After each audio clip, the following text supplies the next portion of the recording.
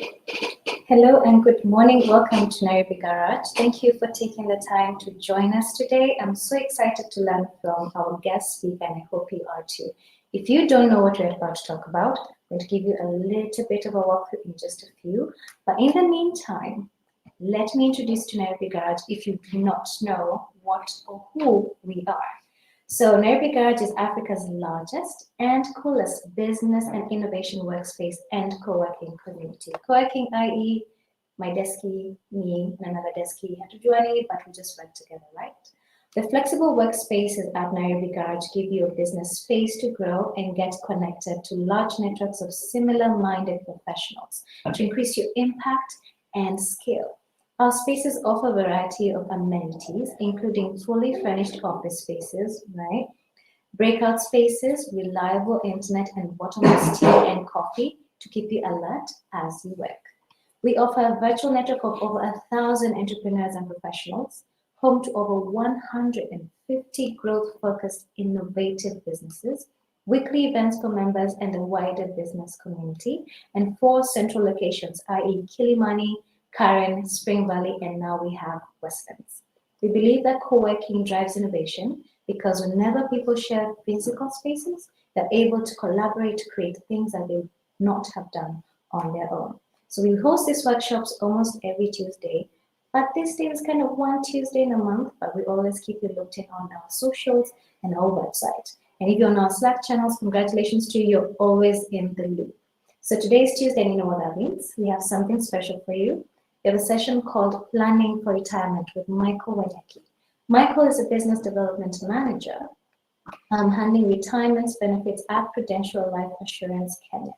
And Michael is an experienced retirement benefit expert with over 11 years worth of experience in the management of this. So we're not going to be joking with you, we're not lying to you, we're giving you expertise advice on what to do when you're planning for your retirement. So get your pen and notes ready. We're going to be taking a lot of information down. We'll have questions, we'll have a chat room. So feel free to chat us, to engage with us, to get to know more of what we're going to be doing in terms of planning for retirement.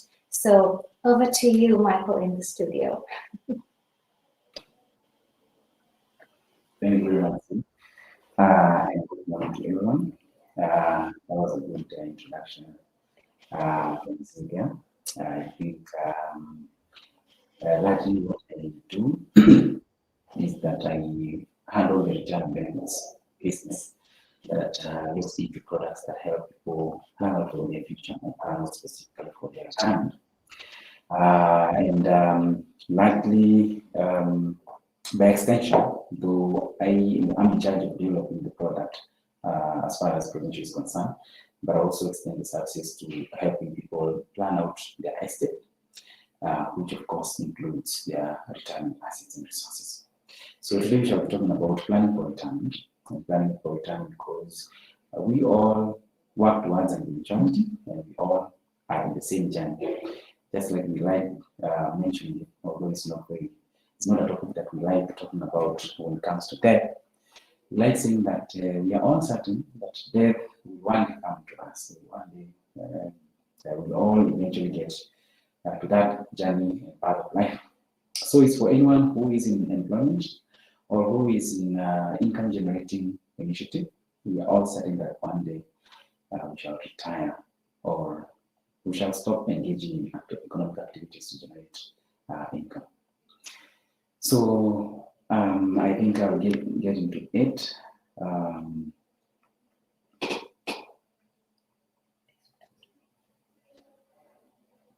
want to pop up my presentation. Yes, thank you. So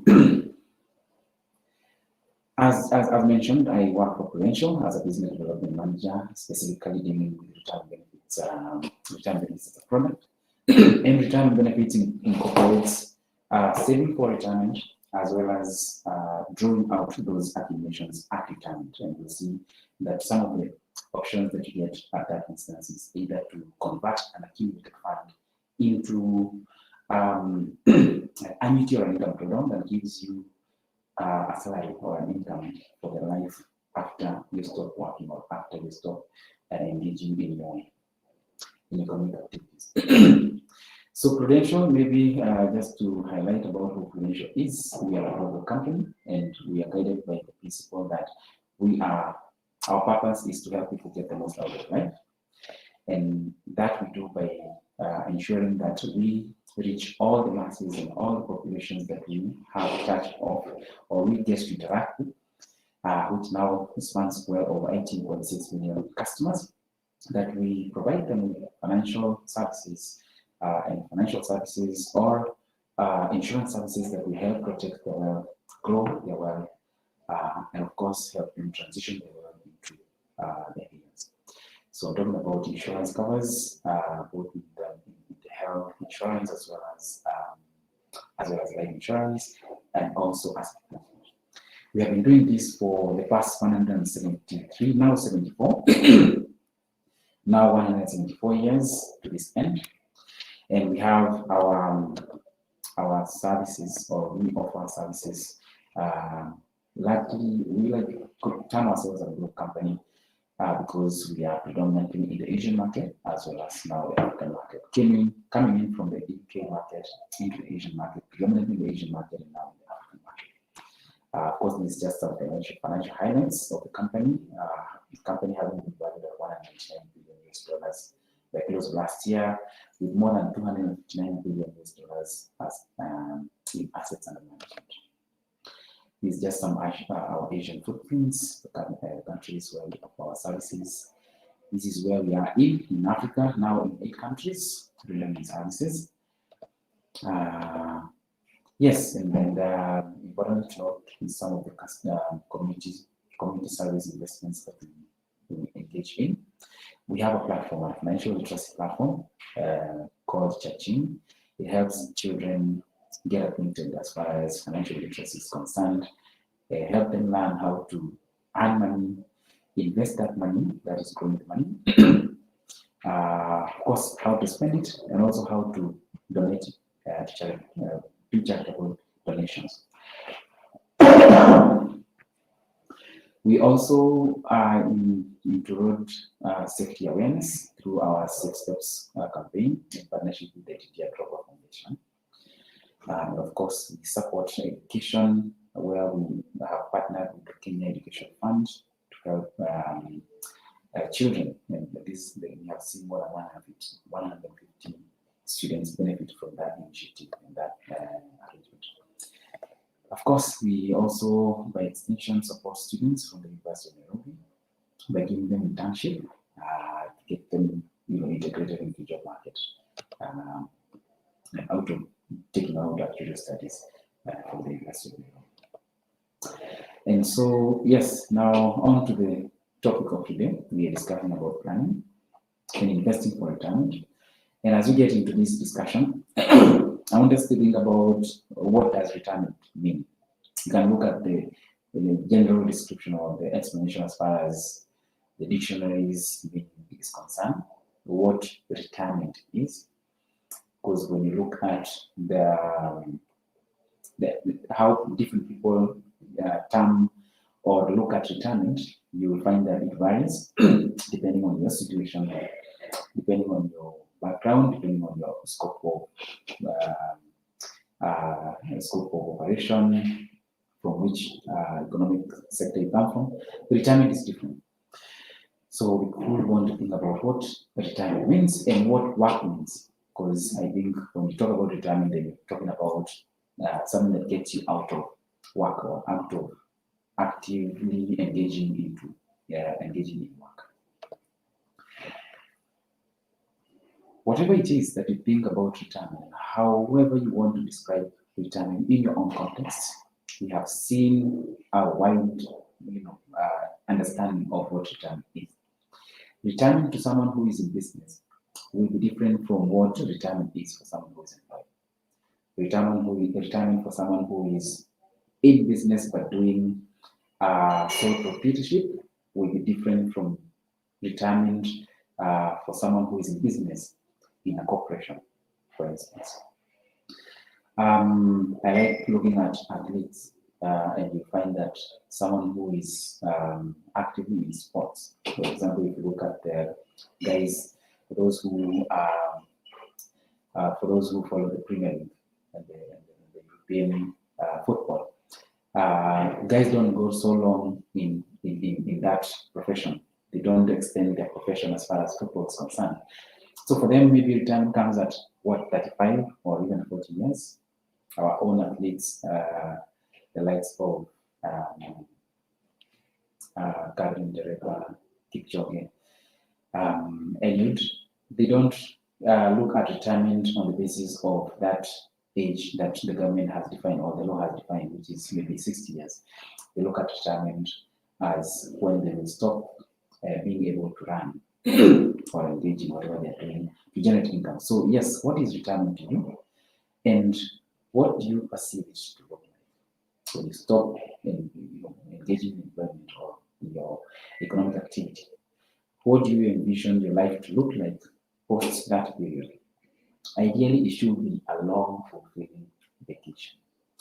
One which you just need to then relax, sit back, and let whatever you have gathered for so many years of service work for you and maintain you.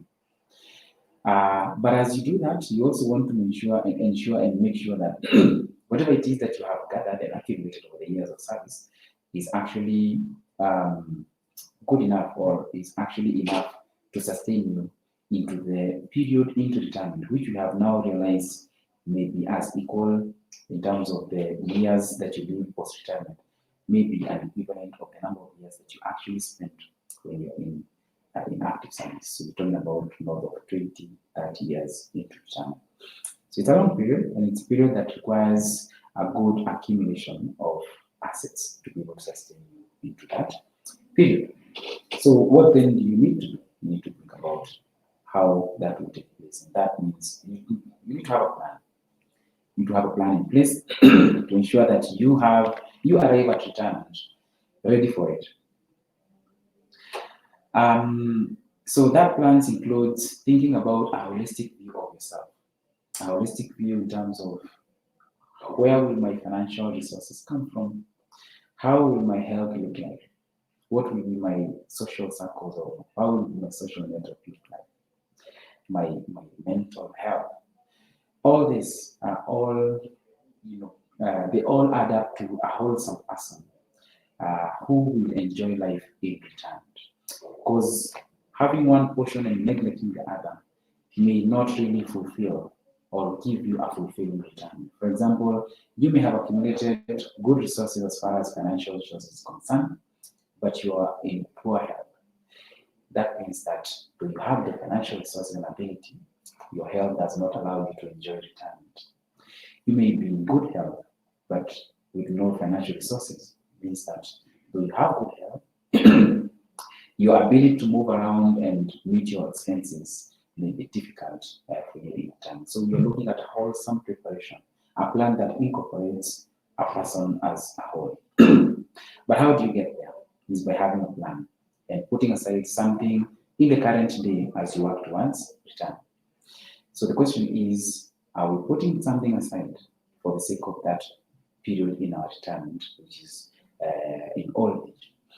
And as we think about that, we also need to think about that which we are putting aside. Is it growing, or will it be defeated, or will it be devalued as time goes by? I'm talking about thinking about not just saving, but ensuring that you actually grow the savings. So it's good enough to save, but it will not be so wise for you to have that money saved in a static account or arrangement. But even better is when you invest this money in a growing fund and keeping up with the inflationary erosion that inflation, when inflation catches up with you as you move on down the line of your savings. You want to ensure that your investment income is taking or checking the inflationary erosion of those things. So what you're looking at is an example of someone who perhaps had 10,000, who was earning 10,000 years back. 1970 now should be about 50 years back. This person was a very wealthy person, when they had 10,000 bob. But if you look at how that has been devalued all the way to the current day, then you realize that inflation can actually take away your wealth without you necessarily having done anything, and just having kept that money in a static and stagnant savings arrangement. So yes, are we saving? And are we saving enough? And whatever we are saving, are we ensuring that it is growing and beating inflation as it grows? A little bit of some statistics. We have seen that not so many people in Kenya are actually saving, or specifically saving for retirement. Just about 7% of the population are actually saving for retirement. This is just a very small percentage of those who are formally employed. Out of those who are saving, and this is part of the question that I wanted to ask, not many people are able to realize their savings objective at retirement, because they are arriving at retirement and not seeing that or realizing that whatever they have saved actually is not good enough, is not sufficient to sustain them in retirement. So the 21% you can see on your screen represents the level of income replacement that people are achieving at retirement. There's something in the world of retirement savings we call income replacement ratio.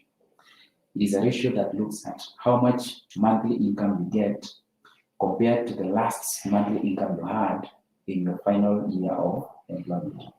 So if, for example, I was earning 100,000 in my final year of employment, whatever I'm earning post-retirement represents a ratio in relation to what I was earning in the final year of employment represents a ratio. What you've established is that that is coming to just about 21% for many Kenyans. So what ratio or how much would you want as an income replacement ratio for yourself in retirement? That talks to how much income would you want to have when you get into retirement in comparison to your last income before you got into retirement. When should you start saving, or when should you start thinking about retirement? At what age should you start thinking about retirement? And at what age do you want to actually retire? Some of these questions would inform how well you work towards preparing for retirement. So this is just a brief teaser that I like giving to people, which helps us to understand and grasp the principle of compounding and the principle of time value of money. So if I offered you two options. On one hand, I offered to give you $1 million today. And on the other hand, I offered to give you 10 cents that doubles in value every day. Which one are you comfortable with, or which one looks lucrative to you? I can actually put that on the charts, so I'll be able to review the tail end of our presentation. So I've mentioned about specifically saving and investing for retirement. And why it is important for us to think about not just saving, but investing those savings. And investing those savings in a vehicle that, one, thinks about your retirement as far as cushioning you from certain adverse investment risks, and mainly that thinks about inflationary erosion of your savings and investments towards retirement. Largely, it has been established that retirement benefit schemes are the best bet that you have in terms of investing and accumulating funds for your retirement. Why is that so? It's because retirement benefit schemes have been structured and they have even been protected by law because they have been envisioned to be the right vehicles and investment channels that one who wishes to accumulate assets for their retirement would be best placed to do that. So you'll be able to see, you'll see that you'll be able to accumulate certain benefits by virtue of being in a retirement benefit schemes or retirement benefits savings arrangement.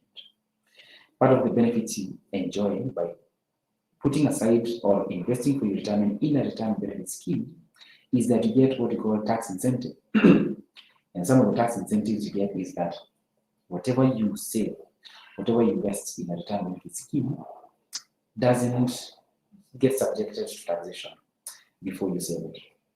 If you think about that, it means that when someone saves, for example, I'm putting my money in a bank account somewhere, in a savings account in a bank account somewhere. I'm suddenly saving already tax money, so don't get the benefit of investing funds that have been exempted from taxation. And that, in fact, takes away what in the economic world we call disposable income. So it narrows down my disposable income as far as investing for my retirement is concerned. But when I'm putting my investment in a savings scheme, I'm exempted from taxation to the tune of 20,000 of every monthly contribution that goes into the scheme. Now, that is a benefit that you only get in a scheme one, and that is a benefit that ensures you really grow your fund faster than any other investment arrangement, and also in a protected environment. The other incentives you get out of saving in the retirement scheme is guarantees on your capital, as well as guarantees on your income, especially when you're investing in a guaranteed fund. Insurance companies generally offer guaranteed funds. And when you put your funds in a guaranteed investment arrangement, then you cushion your capital from erosion because of market dynamics or devaluation because of market dynamics, like we saw in 2020 when COVID struck. We also guarantee your minimum returns, especially depending on the various companies give minimum returns on investments, and that is for various insurance companies. So you find that you're able to get a minimum investment return guaranteed to you as long as you're putting the funds in a retirement scheme, especially a guaranteed return, guaranteed fund. And you also guarantee yourself a lifelong income, because whatever you accumulate within a retirement scheme will be transitioned into an income when you get to retirement. And this income, of course, is by way of converting your accumulation into what you call an annuity or an income drawdown contract. And of course, you get to enjoy the compounding effect you get to compound your interest as you accumulate your funds. Retirement benefits schemes are basically invested on compound interest accumulation basis. So you compound and balloon your assets within a short period of time out of a very steady and consistent level of contribution in retirement. And that also goes towards the question of how much are we saving, or how much of our income are we saving? For those who are employed and for those who come in through an employer-based scheme, then you get to enjoy an extra income out of what the employer actually puts aside into your investment account. You get to enjoy diversification, because retirement benefit schemes invest their assets and they diversify the pool of assets, the pool of funds that they invest in the various asset categories. And of course, retirement benefit schemes or arrangements are actually used as a very effective tool as far as estate planning is concerned. Usually, I take people through estate planning sessions, and part of the things that you realize is having a pension plan or having a retirement benefits account plugs in very well in terms of planning for your estate. And you shall see how this is very important as you plan for your retirement as well.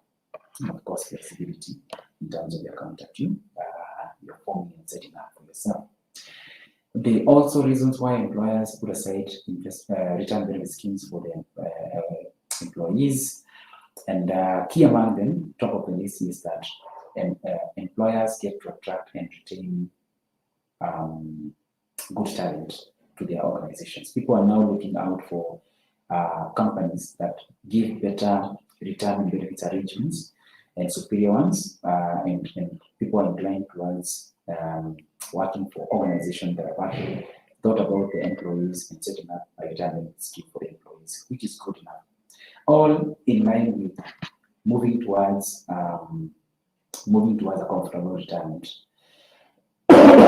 even after you get from employment. So this is how it works.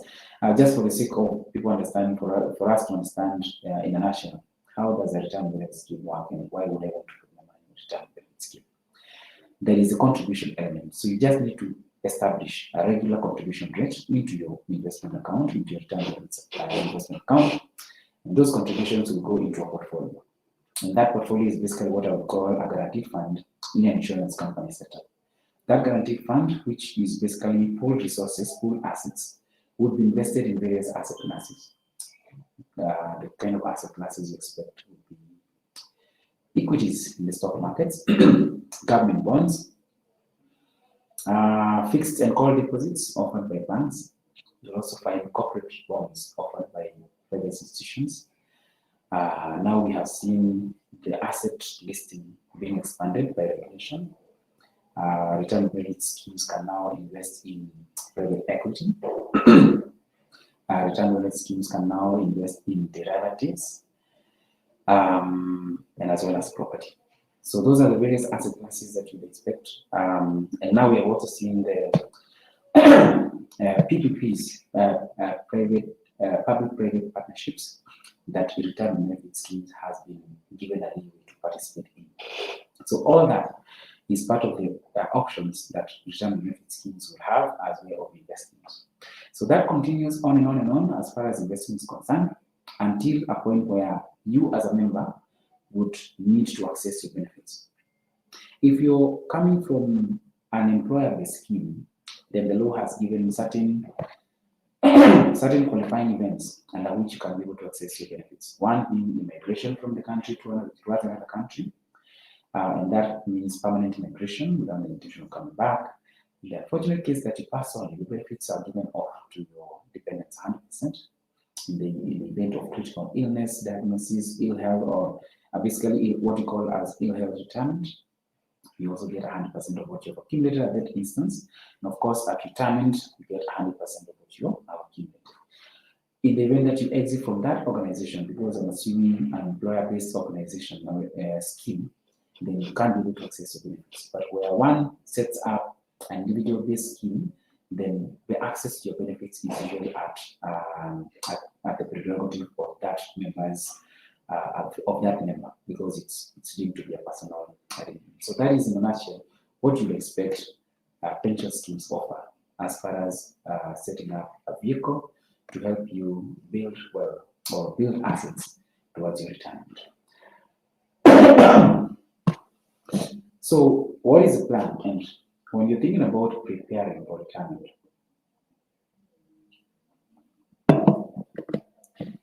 what are you thinking about? What is this plan that you need to have in place? You're thinking about a desire. You're thinking about a certain outcome when you get into retirement, when you get to that phase of your life that you don't have the energy to keep working, to wake up and go to an office, to wake up and monitor the performance of your business, and you just want to relax. Or you're in that point in your life that you just want the money that you've accumulated and the assets that you've accumulated to work.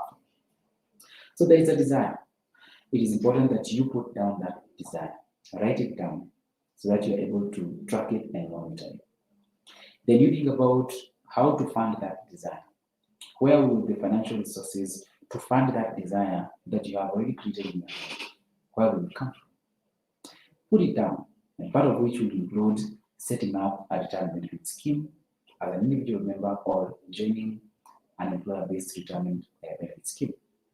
Then, of course, you need to go through budgeting and estimation as well as projection, looking basically at how your future cash flows in retirement will look like to meet the various expenses, those that will be fixed as well as those that will be luxurious expenses. For example, we want to think about housing. Will you still be renting, or will you be having a standalone home that you build? If you will be renting, where will your rent come from? Do you want to be renting? You don't want to be renting at retirement. Because you will have built a house, there will be perhaps maintenance of the house, there will be perhaps a service charge, insurance covers on your house, those kind of expenses. How would you take care of them? And the element of housing is usually particularly important when you're looking about preparing for retirement. I keep saying that most of the times we build homes with the idea of where we're currently at. Today you have a family, you want to live in a 5-bedroom house with 2 floors, because you have a big family. Then you get to 60 and your family has shrunk to just you and your spouse. Now you have a whole space up there that you would not need. You hadn't planned for that period in your life that it would just be you and your spouse. So it's also important as we go about creating homes, dwelling homes. The location is very important.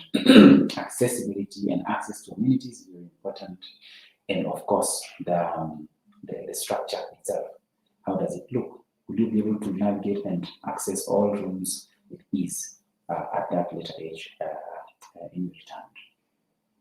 And of course, then think about a way to accumulate assets that will be able to make that desire come to reality. Talking about putting aside a wealth accumulation arrangement, which includes setting up a pension scheme. So life in retirement is holistic, as I mentioned. You're not just talking about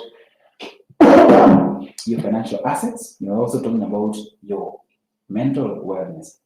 You're talking about how well are you connected as far as your social circles is concerned. You're talking about your mental wellness, your health wellness, and everything that plugs into contributing to the success of that. How will your lifestyle change into retirement? Like I mentioned, if you have a certain dwelling home today, how will your lifestyle change into retirement, and how then will you be affected by the dwelling home that you have already constructed for yourself today? Where will you be living? Will you still be living in the town center, or will you relocate up country? And if you will be relocating up country, have you have you been well integrated in that environment that you'll be moving into? I'm talking about, you will find that there are people who have lived all their life in the city, only to go up country in retirement, and they don't live long, primarily because they don't have any networks, they don't have any social circles up country, they don't know how to navigate and live the life of up country, and it becomes a challenge for them. How will your social activities change as you get into retirement? Will you still continue engaging in various social activities that you have been running through your service years with, or will you change? And how does it affect your relationships and networks? The issue here that I'm trying to talk about is, as much as we're thinking about the financial preparedness, we also need to think about how we maintain being engaged in retirement, because the two have work hand in hand. The two must complement each other. You have your finances in order, but you're disengaged from the community, and it will be a problem for you. All in terms of being how you prepare for retirement. We like saying at Prudential that it is more about getting there than being there, because thinking about retirement and getting ready for retirement is more about the daily decisions and the daily choices that we make that contribute and culminate towards a certain desired outcome in retirement. How are we spending the resources we have today, and how might that affect how will we end up being in retirement? What resources do you have? Talking about time, financial, social networks, and all, etc. What are the resources you have today? How much do you need to use those resources to be able to guarantee yourself a confident retirement and a stable one once you get to those sunset years of your life? How are you currently using those resources? Are they diminishing? Are they growing? Are they working towards the desire that you wrote down in the first place? Okay. So it is about the everyday decisions, the everyday choices that you make. Spending here and spending there, as opposed to saving and investing for retirement, definitely will have an impact and an effect on how we build our fund to sustain you in retirement. Have you thought about your estate, and have you put your estate in order, in readiness for retirement? Statistics have shown that the main contributor of domestic conflict in Kenya today is actually matters to do with estate planning and succession. So this becomes one of the various one of the very vital elements of being preparing for your retirement as far as your estate is concerned, and which is something that we are able to take members through. So yes, you need to look into the future. You need to project a desire, you need to project an outcome, and think about where you currently. And what I'm talking about is sometimes people have a dream, but they don't look at where they are currently as they work towards that dream.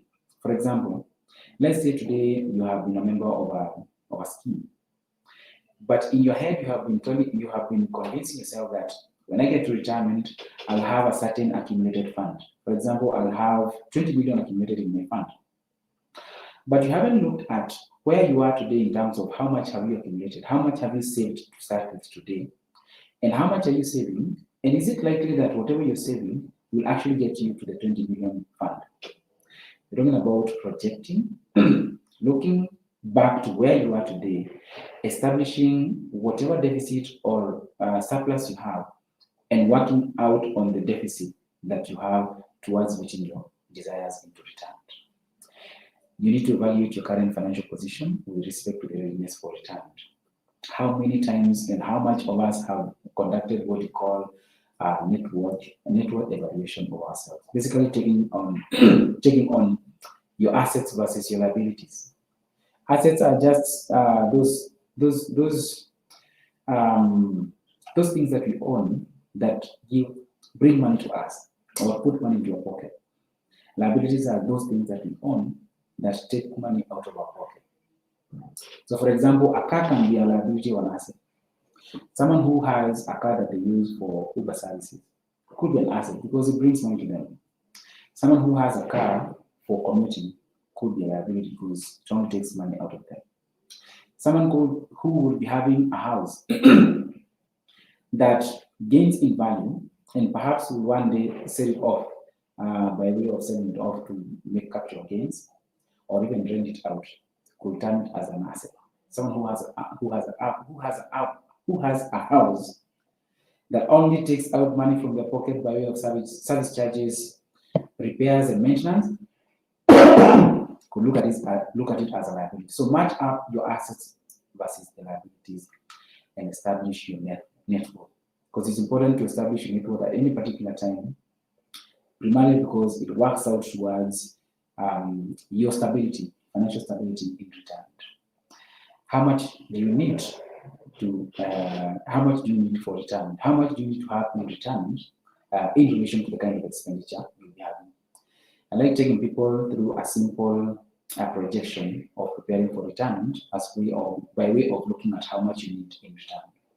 So we established that a comfortable level of income in retirement is one that gives you at least 80% as way of a salary in consideration to how much you earned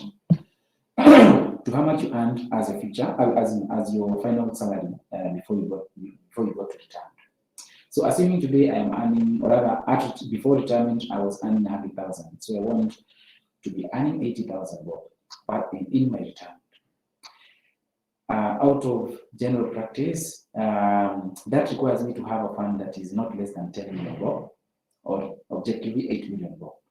So I would need at least 8 million bob at retirement to be able to get 80,000 bob per month. So today, when I look at my retirement benefits savings statement, I may be having perhaps saved just $1 million. My deficit in terms of my retirement assets is equivalent to 7 million. So let's say today I am 30 years and I will be retiring at 60, and I need 8 million at 60. But I already have 1 million, so I need to accumulate 7 million by the time I'm getting to 60. That gives me at least 30 years of accumulation.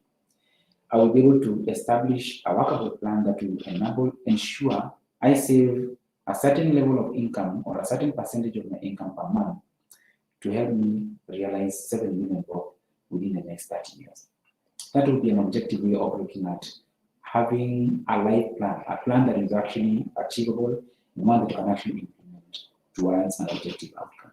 So establish your deficit today, and the deficit here is not just about financials, It's also about your social circles, your health situation as you work towards your retirement. And of course, then implement the plan to fill up the deficit. So this is a real life case where you'd want to look at projections, and maybe some of you are already asking, so exactly how much would I need to save up per month to be able to realize a certain fund at retirement? If you want to realize, say, 10 million bob at retirement, assuming you're 30 years today and you want to retire at 60, again, the retirement age is usually a personal desire. Everyone has their own desire of the age at which they want to retire. I started off by asking, what is your description of retirement? So everyone has their own age at which they want to retire. Perhaps I want to retire at 40. Someone else wants to retire at 50. The other one wants to retire at 60.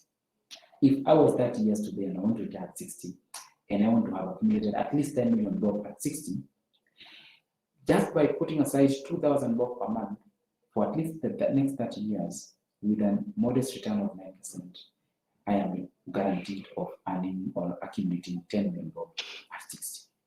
So it starts off with the desire. What are you shooting for? How much do you want to accumulate? How much time do you have? Goes back to how much resources do you have currently? How much time do you have for investment? Then what investment or accumulation vehicle would you want to partner with?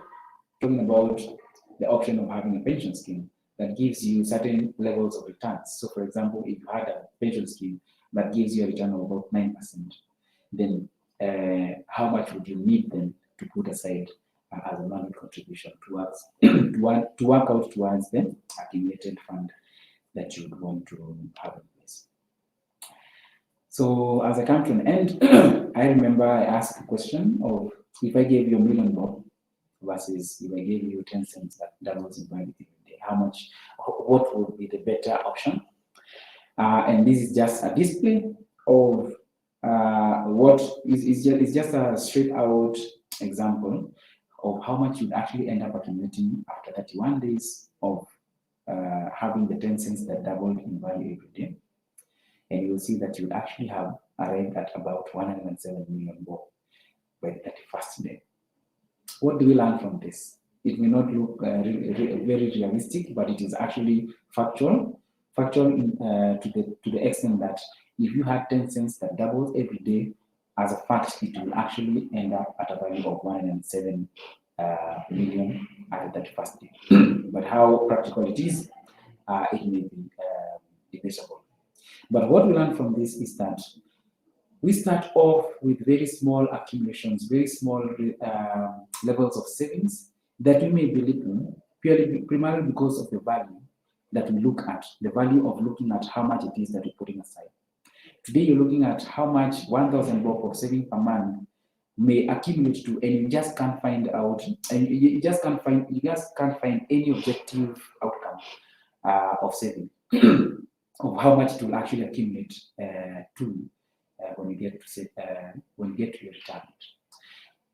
We have the tendency as human beings to belittle the value of small contributions into a growing fund without necessarily being blinded on the potential exponential gains in the future, at least given the factor of time. That is what we needed to learn from this page, that out of a very small, consistent saving level, with a consistent level of income into your investment, you are actually able to balloon your assets or balloon your wealth to an unimaginable level, provided you're investing in a compounding interest vehicle, such as a pension scheme. So that's it from me. I think I'll just hand it back to Z to take on the rest of the program. Thank you very much. All right.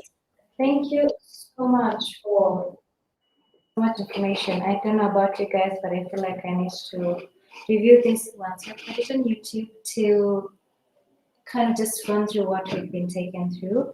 I welcome you to ask questions in the question section of this platform. Engage with us in the chat section as well. Would like to hear from you. I guess for me, one of the questions would be, and I feel like I've had this confusion for a very long time, is what really is the difference between the pension schemes that employers get for us versus the independent retirement benefit that you can take for yourself? Or rather, is there a difference? If there is, what is the difference? If there's none, how do they mirror each other, and what is really the benefit of having two running schemes going on in your life? Because that means you're contributing twice, one via your employer and the other way is through yourself. So I guess that would be my question for me. Feel free to ask questions in the chat section, or rather the question section. We also have calls for you to answer. For example, like, do you believe you retire? I mean, I've met enough entrepreneurs who started businesses because they actually want to retire by 40, 35. So we'd like to know if you are in that mindset.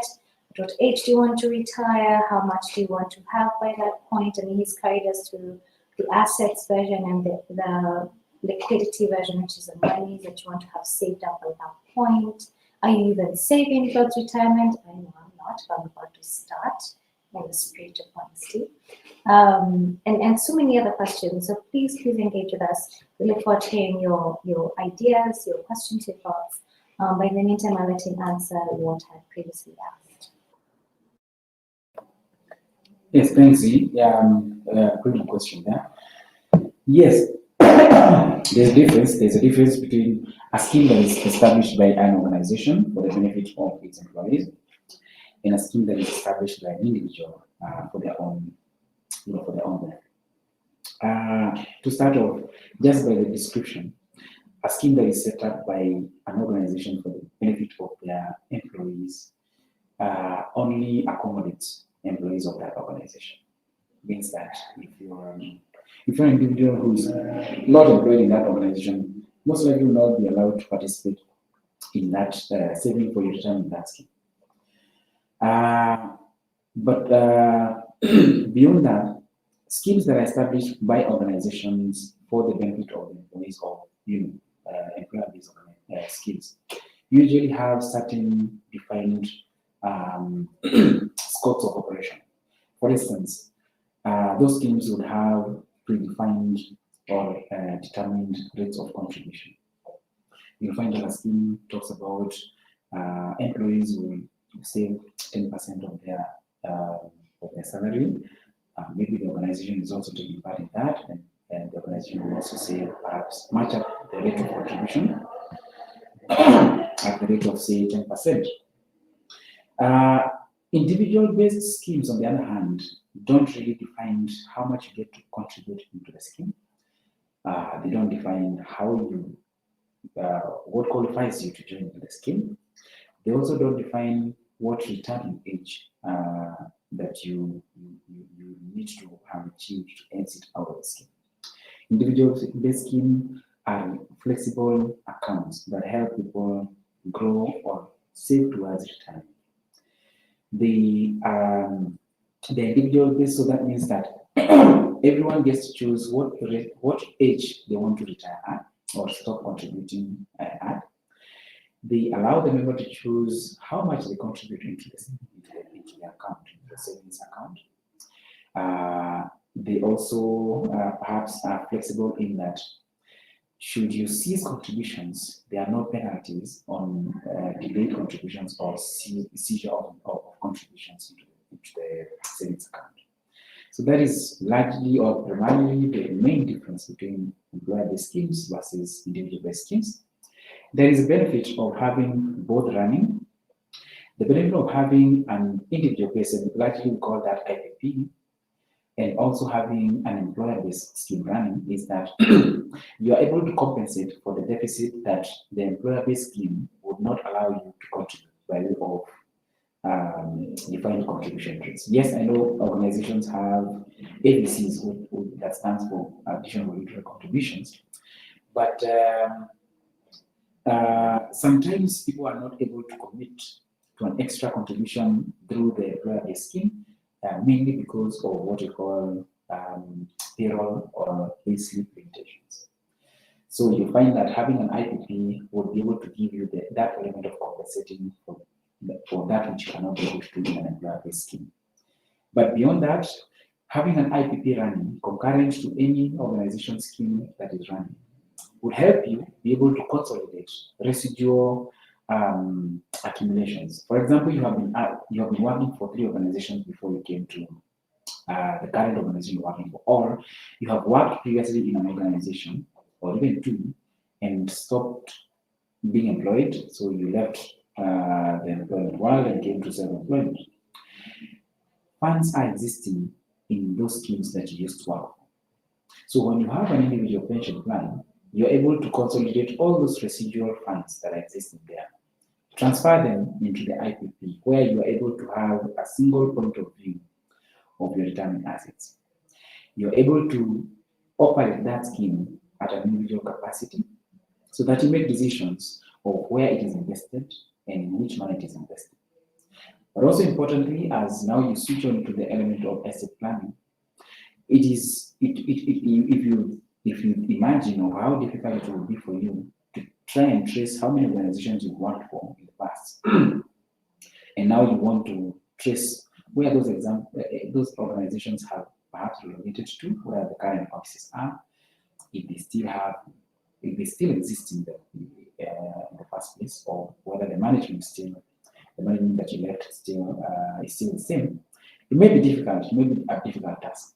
But imagine in the unfortunate case that you pass on, and your beneficiaries will be required to go and look for where they worked for, or which organization you worked for in the past, to be a difficult task. So consolidating the funds into an individual pension plan would help make that process a lot easier for both you as well as your beneficiaries. And of course, it helps you determine, as I said, decide on how and where the funds are invested.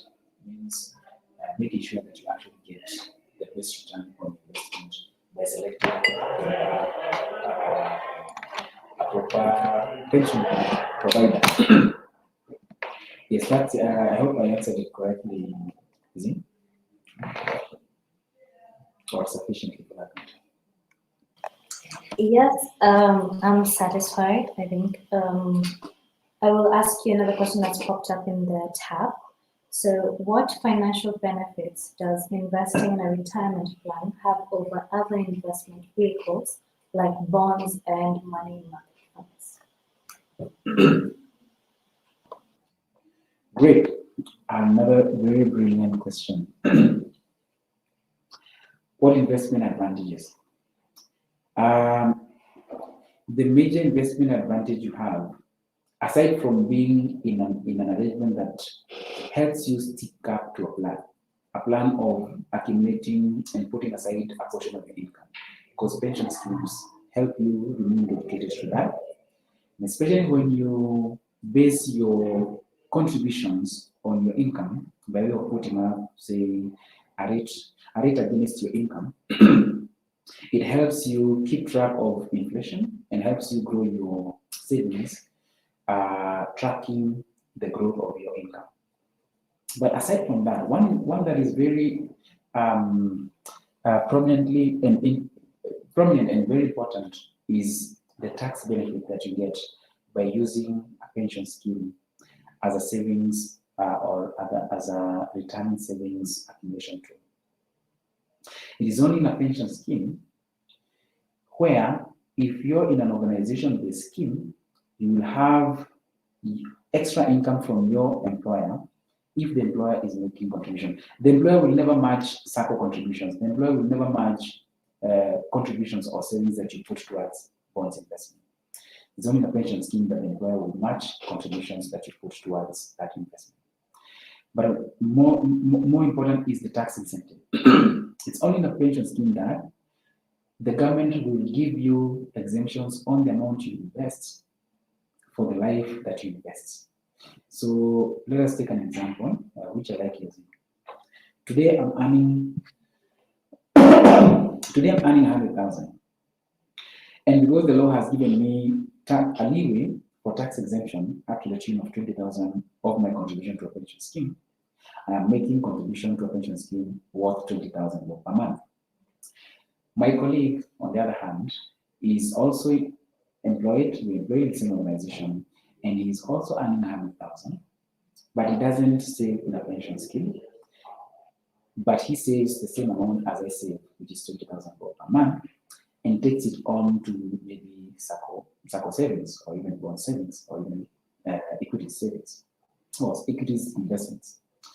What is happening is that though we are contributing the same amount per month, which is 20,000 bob, me who is putting my money into a pension scheme, I am having a whole, if I'm earning 100,000, chances are that my tax bracket, my final tax bracket, the pay taxation regime, chances are that my benefits have trickled down all the way to 30% tax bracket, which translates to 30% of 20,000 bob is 6,000 bob per month.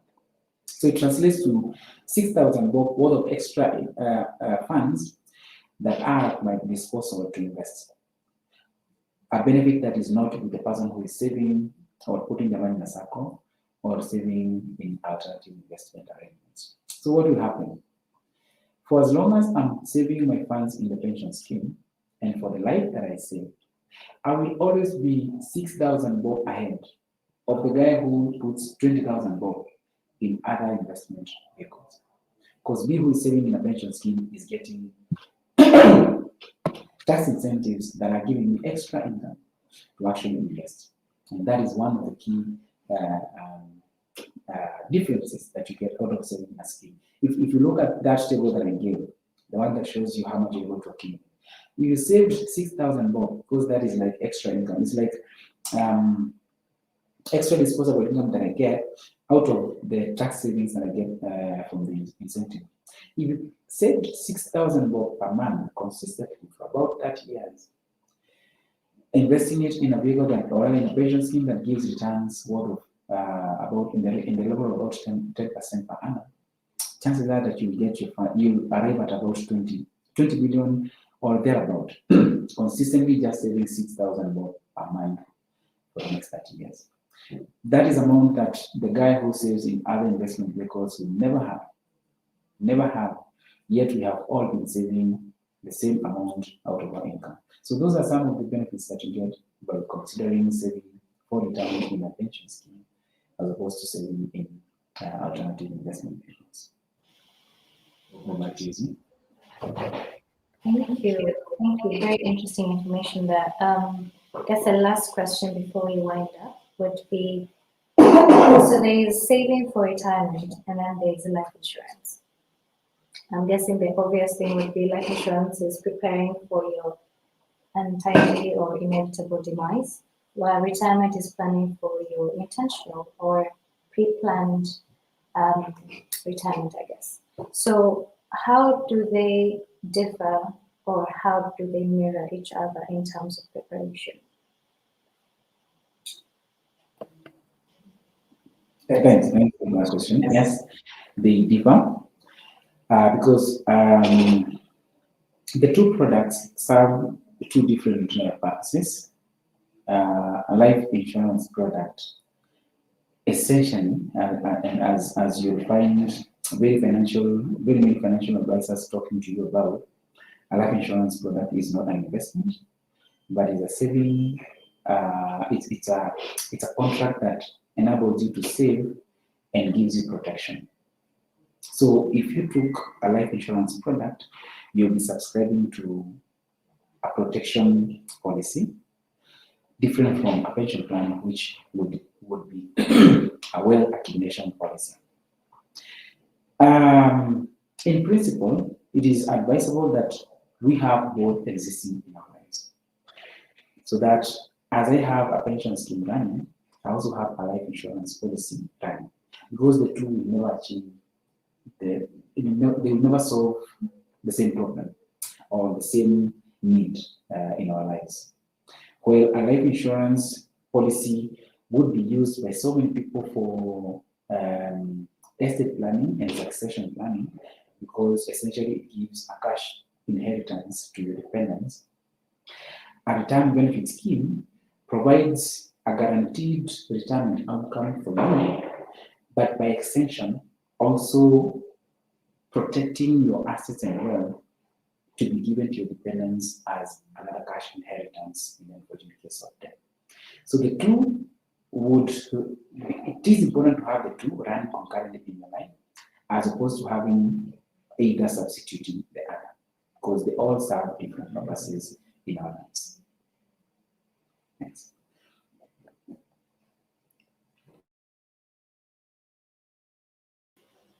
All right, thank you so much for that session and information. And one last thing, so what happens when you pass on in the course of your contribution? Like you were still contributing maybe on, was it like a standing order?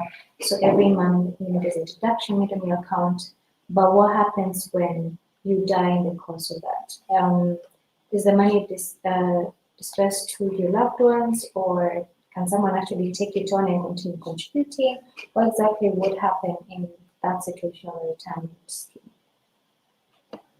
Thank you.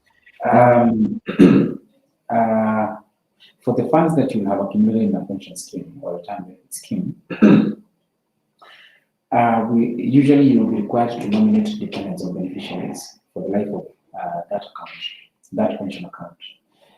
That is because in the unfortunate case of death, 100% is paid out to your dependents at that instance of death.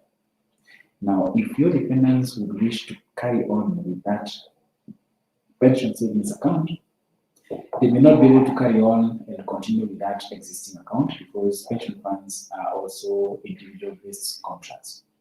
They will only be required to establish new, fresh accounts for themselves, into which the proceeds of the deceased members' funds will be transferred to. Of course, in the ratio in which you have nominated out of your beneficiaries' nomination. If you live all the way to the end of a pension accumulation, usually pension retirement benefit schemes have two phases. You have the accumulation phase and the utilization phase. So the accumulation phase is the one that we're largely talking about, which is where you get to put aside a portion of your income for retirement. The utilization phase is when now the fund that we have built up will be converted into an income for the period it returned. Now, for the accumulation phase, in the event of death, 100% of the money is paid out to the dependents. During the decumulation phase or the utilization phase, when you have converted the lump sum into an annuity or income product, the same principle or the same outcome is envisioned, in that you take a contract that guarantees income for you for the rest of your life. But in the event that something happens to you, should you have chosen a protection feature on that contract, which is the annuity or income annuity account, then the amount or the proceeds of that contract will continue to trickle on to your nominated dependents during the period into retirement. Of course, there will be the provisions of how long that carries on, which is what we call the guaranteed period for an annuity contract. And in that instance, your dependents also have the option of taking out a lump sum. So they just go to the insurance company and they request to have a lump sum equivalent of the future payments that they would have received for the period that you had cushioned the income for them. That is an annuity contract, but an income drawdown, on the other hand, would give you or would guarantee the residue of the amount in the contract that you have, that would have been established at that instance of death. That amount will be given to your dependents in the event of death. So ideally, you don't get to lose any money in a pension savings arrangement, both during the period of saving and accumulating wealth, as well as during the period of utilization, which is when you have transitioned into an annuity or income drawdown contract. Okay. There's one last question. I feel like those Kenyans were like, one last thing, and I'm still one last thing in one way. But generally, one last question. How much of retirement savings can be committed to medical insurance when one retires? Thanks, Z, and thanks for bringing up that discussion. What the law has done, it has given people the ability to now save for post-retirement medical expenses well within the framework of a pension scheme, and that comes in as additional voluntary contributions. So back to the two phases that I talked about in the retirement medical scheme, you have the accumulation phase and the utilization phase. During the accumulation phase, you are able to dedicate specific contributions towards an account within your pension account. That account will be holding funds that will specifically be for your medical expenses in retirement. And of course, there is certain preferential treatment that the law has also accorded that category of savings within a scheme. Should you get to retirement without having had the advantage of setting out such a fund that would help you go through your medical expenses in retirement, the law has allowed people to convert up to 10% of the total accumulated assets at retirement towards taking care of their medical expenses in retirement. So that means, as an example, if I have, today I'm 59 and I'm almost getting to retirement because assuming my retirement age for the organization is 60, means that I only have 1 year. There's little that I can do to accumulate a fund that will take care of me in retirement. But when I look at my pension savings in my pension scheme, I have accumulated about 20 million. The law has allowed me to take 10% of that, which is 2 million, and commit it towards post-retirement medical expense. That means that I will be exempted on RA levy, and my computation, my benefits consideration of that expense would take cognizance of the fact that 2 million or 10% equivalent would be post-retirement. Now, how post-retirement medical expenses or cover then takes effect post-retirement becomes another discussion altogether.